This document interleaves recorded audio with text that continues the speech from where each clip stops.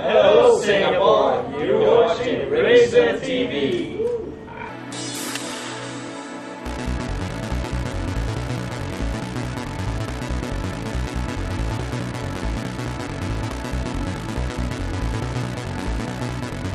Hey Jim, welcome to Singapore. What do you think of our country? At the moment it's very wet, but also very hot, so I like it very much. It's a nice country. How did you get started on this journey towards becoming a motocross rider? Yeah, well, my father always used to ride motocross, and I just followed his footsteps, and I started racing motorbikes. How old were you when you first got on your motorbike? About 3-4 years old, I think. 4 years old? Yeah. On a small bike? Yeah, a very small bike, of course. Okay.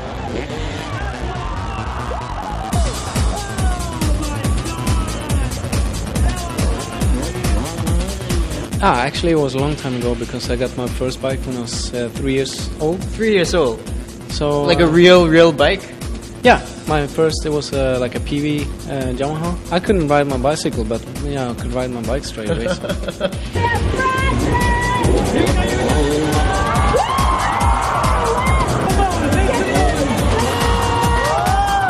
When you first started practicing, I imagine that there were a lot of falling and breaking of bones. Can you tell us about that?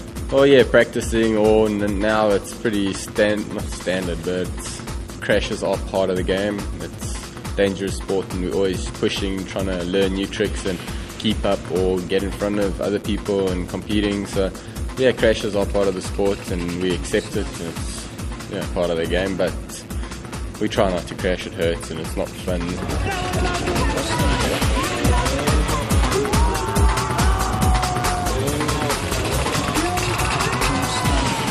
Freestyle motocross, I've broken my toe, which is not so serious. Broken my femur, I've had a knee reconstruction, broke both my wrists a couple of years ago. So, yeah, What was the worst one? Can you describe the accident? The worst one was I broke a bone in here called the scaphoid, and I broke both my wrists at the same time. I bumped my bike into neutral going up the ramp, so I had to jump off in the air, and I landed on my feet and then went to my hands and just snapped my wrist. This one here was dislocated, it was sitting right up here. And this one, it wasn't so painful, but the bone that was broken in here is the slowest healing bone in your body. It's only got one blood vessel going to it.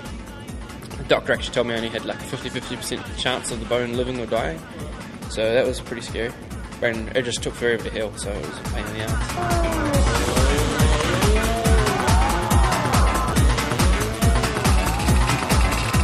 Well, there's a lot of pressure out there when you are doing these stunts. There are people screaming, and there's music and so on and so forth. As a stuntman or as a performer, as a rider, you have to stay incredibly focused because it's a dangerous stunt. What are you doing, right? How do you stay focused? It's pretty easy to stay focused on a show because then you have the crowd and everything, so it's so much easier to have a clear mind. It's actually much harder to stay focused on a practice session because then you kind of doing it, but you don't have any clear mind, And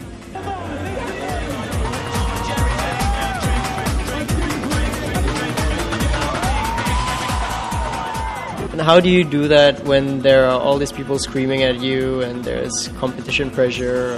I just concentrate on my one trick on the jump, and then when I perform that good and the extension is very good and the crowd response is very good, then I'm very satisfied. That's what we do it for the crowd.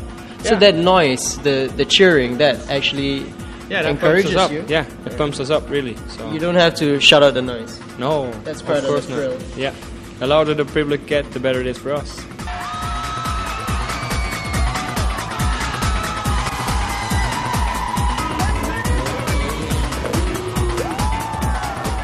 Let's say somebody really wants to do what you do. What advice would you give them? Well, take it easy in the beginning. Learn to ride a dirt bike. It's once you get to a certain level, then you can start pushing really hard and trying really crazy things. But a lot of kids come out and they've been riding for 2 months, 3 months, even like a year, and they think, okay, now I can ride a bike. But I've been riding for 10, 12 years now, and I'm still learning. I'm still don't know everything. So just take it easy in the beginning. Learn to ride a bike. Go to a motocross track and hit some jumps there, and learn to get the feeling of a bike. And once you got that, then get in contact with someone with a ramp and start hitting a ramp and try it out. It's It's not hard, but you land hard when you get it wrong.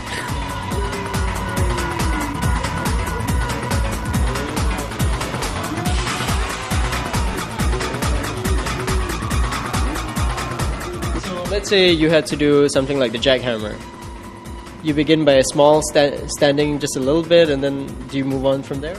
Yeah, exactly. You just start jumping, and I mean, a big part that you don't see when you're watching is that the bike has to be the right angle in the air. So straight away you have to be doing something different tricks. You have to have the bike's different angle. You get that sorted, and then you just come up with your feet onto your handlebars, and you start taking your hands off and get bigger and bigger, and it's normally not so difficult. Flips are different, obviously. You can't just go a little bit at a time to learn a flip. Yeah. So how do you do that? I learned it the hard way, just straight to dirt, and I did go a little bit at a time and crashed a lot. But nowadays you have foam pits, so everyone practices into a big pit, like sort of 12 meters by 20 meters.